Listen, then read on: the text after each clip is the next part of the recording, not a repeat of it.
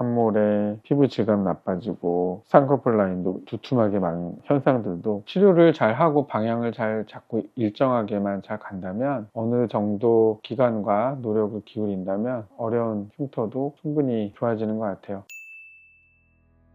오늘은 앞트임 흉터 중에서 쌍수라인을 훼손하면서 또 함몰도 동반하고, 이게 너무 오래돼서 앞트임 주변 조직의 위축까지 동반해서 요철도 같이 갖고 있는 아주 복합적인 것들이죠. 그런 병변을 갖고 있는 환자들에 대한 얘기를 해볼까 합니다. 화면을 보시면 중간중간에 쌍수라인이 커졌다가 얇아졌다가 우퉁불퉁합니다. 일관성이 없는 거죠. 아마도 이 원인은 여기 앞트임에서 여러 가지 장력이 작용되는 부분이 있을 거예요. 특히 이 부분에서 많은 힘이 발생을 하고 있고, 또 여기서도 잡아당김이 존재하죠. 그래서 알 수 있는 것들이 지금 이 부분만 함몰이 돼서 반짝반짝하고 흰 흉터도 동반하고 주변보다 어둡고 컴컴한 느낌마저 있단 말이에요. 이 경우에 어떤 걸 우선적으로 치료를 해야 되는지 잠깐 말씀을 드리자면, 일단은 이 부분을 복구를 하는 것이 원칙이에요. 이게 안 되면 주변 것들도 다 좋아지질 않아요. 그래서 이분의 치료는 주로 이제 이쪽 앞트임에 대한 치료를 했기 때문에 쌍수라인은 사실 건들진 않았거든요. 그래서 보통 이런 환자들이 오게 되면 단단한 부분들을 약화시키는 치료를 우선 먼저 하는 편이고요. 그런 부분들이 어느 정도 해소가 돼서 단단함이 사라지면 재생하기 괜찮은 분위기가 만들어지거든요.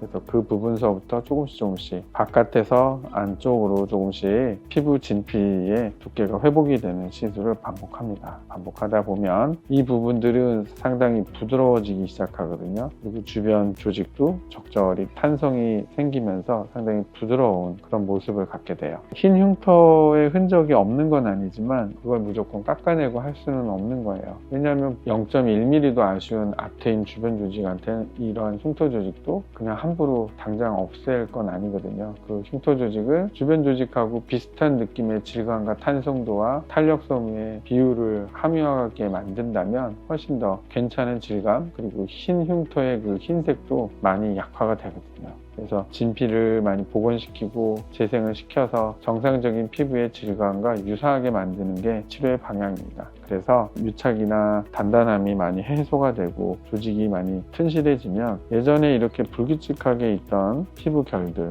피지선들은 남아있고 그 주변에 아주 맨질맨질한 이질적인 피부들이 존재하거든요. 이거를 그냥 저희가 레이저로 깎는다 절대 바뀌지 않아요. 얇아진 피부 조직들이 일정 수준 두께도 회복하고 탄성을 회복해야 얘도 좋아질 수 있는 기회를 얻는 거죠. 그래서 환자의 전체적인 피부의 결이나 잔주름의 내용을 보면 처음하고 너무나 큰 차이가 나죠. 일정한 피부 결을 갖게 되는 거고, 눈꺼풀에서도 일정한 결을 가지면서 주변 조직하고 이질적인 느낌이 대부분 많이 사라지게 되는 거죠. 지금 눈꺼풀에서 불규칙하게 보이던 이런 것들도 훨씬 더 정돈된 느낌을 가지고 있습니다. 또 한 가지 괜찮은 게 이 내안각이 묵직하던 것들이 이렇게 좀 더 얄쌍해진 것도 확인이 돼요. 전체적인 내용들을 보면 이 부분들이 상당히 조화롭게 재생이 됐다, 이렇게 자평하고 있습니다. 그래서 환자분은 상당히 만족하는 것 같고, 함몰에 피부 질감 나빠지고 쌍꺼풀 라인도 두툼하게 많은 현상들도 바로잡을 수 있었던 케이스에 대한 얘기였습니다. 어렵고 힘들지만 너무 시대에 빠질 필요도 없고 걱정만 하시라는 것도 아니고, 치료를 잘하고 방향을 잘 잡고 일정하게만 잘 간다면, 어느 정도